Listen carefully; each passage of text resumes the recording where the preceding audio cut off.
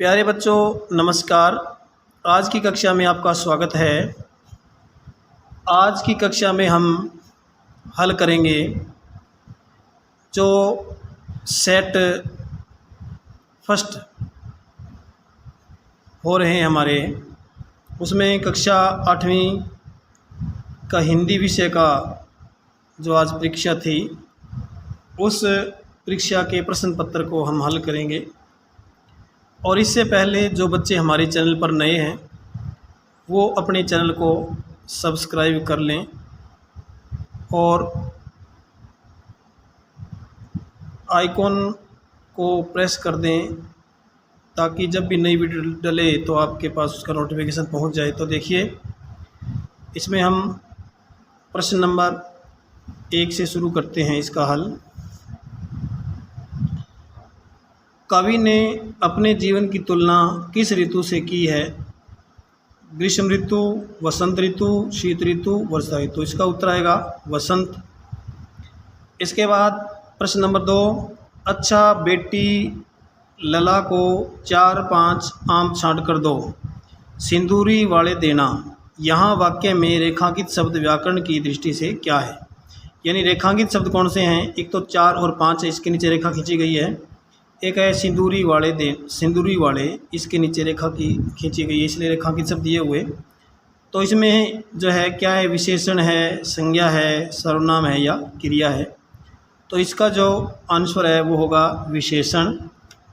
इसके बाद प्रश्न नंबर 3।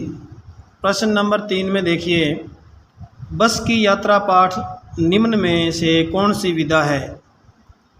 कहानी है, निबंध है, व्यंग्य है या कविता है? तो इसका जो है उत्तर होगा व्यंग्य। ये व्यंग्य किया गया है। इसके बाद प्रश्न नंबर 5, लेखक ने कुदाल छोड़कर अपने हाथ में क्या उठा लिया था? ये जो है भारत की खोज में से है ये प्रश्न। तो लेखक ने जो है कलम उठा ली लिखने के लिए। इसके बाद प्रश्न नंबर 6 में क्या करना है? सत्य और असत्य बताने हैं। तो इसमें पिछली शताब्दी में पत्र लेखन ने एक कला का रूप ले लिया। तो ये जो है इसका उत्तर आएगा सत्य। आगे है, प्रकृति देश विदेश में भेदभाव करती है।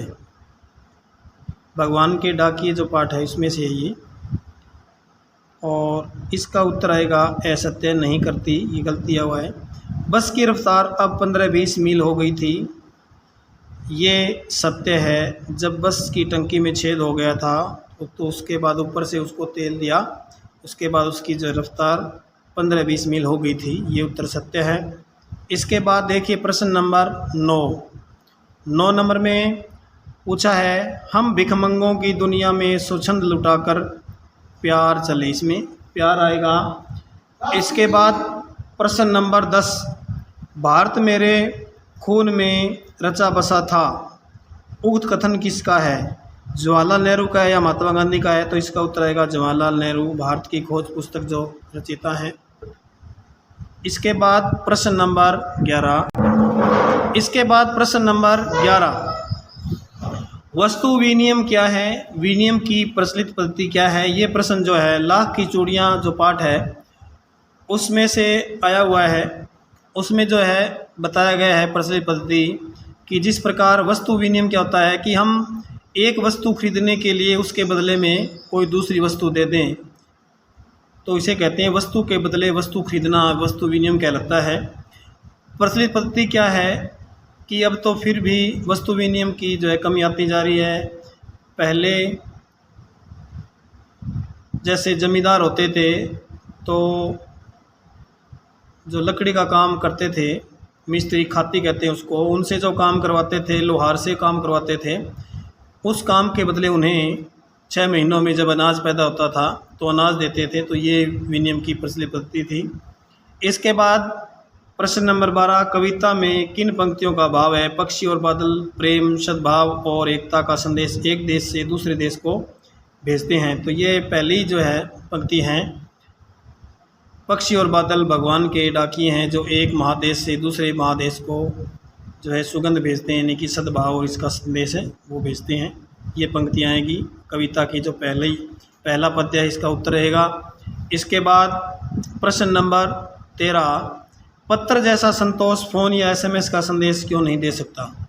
तो पत्र जैसा जो संतोष है वो फ़ोन और या एसएमएस इसलिए नहीं दे सकता क्योंकि पत्र को हम लंबे समय तक सहेज कर रख सकते हैं, संभाल कर रख सकते हैं, लेकिन एसएमएस को ऐसा नहीं रख सकते। और इसके बाद प्रश्न नंबर 14 में पूछा गया है कि उपनिषदों में क्या प्रार्थना की गई है? ये जो भारत की खोज में पाठ लगता है उपनिषदों का, वहाँ से ये प्रश्न आया हुआ है। प्रार्थना किसकी की गई है? कि उपनिषदों में यही प्रार्थना की गई है कि हमें, हे ईश्वर, हमें असत से सत्य की ओर ले चलो, अंधकार से प्रकाश की ओर ले चलो और मृत्यु से अमरत्व की ओर ले चलो। इस प्रकार से उपनिषदों में प्रार्थना की गई है। तो इस प्रकार से हमें ये हल करना था। धन्यवाद।